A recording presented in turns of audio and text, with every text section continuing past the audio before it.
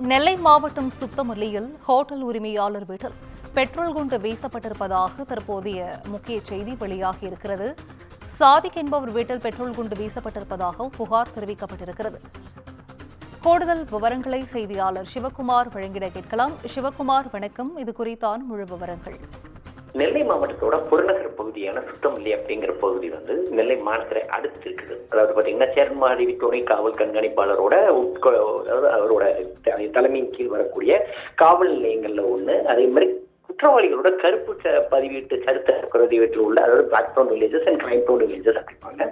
அதுல இந்த காவல் நிலையம் இருந்துட்டு இருக்குது. இந்நிலையில இந்த பகுதியில வசிக்கிற சாதிக் அப்படிங்கிற ஒரு வீட்டுல இன்று காலை மர்ம நபர்கள் பெட்ரோல் வெடிகுண்டு வீசிட்டு போயிருக்கிறாங்க.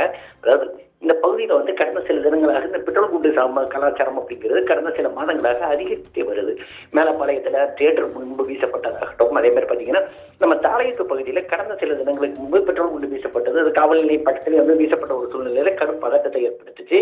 இதனை அடுத்து பாத்தீங்கன்னா பெட்ரோல் கேன்ல கொடுக்கறதுக்கு ஏற்கனவே மாவட்ட நிர்வாகம் தடை விதிச்சிருக்கிற நிலையில இந்த மாதிரி சமூக விரோத செயல்கள்ல ஈடுபட்ட நபர்கள் யார் அப்படிங்கிறது குறித்து தற்போது போலீசார் விசாரணை பண்ணிட்டு இருக்காங்க. அதே மாதிரி இந்த நபர்கள் இது என்ன காரணத்துக்காக வீசப்பட்டது, அல்லது வேற ஏதேனும் பொருள் பிரச்சனையால வீசப்பட்டதா, அல்லது வேற ஏதேனும் மோட்டிவ், அதாவது என்ன பழிவாங்கும் நோக்கத்தோட வீசப்பட்டதா அப்படிங்கிறது குறித்து போலீசார் தற்போது தீவிரமாக விசாரணை பண்ணிட்டு இருக்காங்க. செஞ்சுட்டு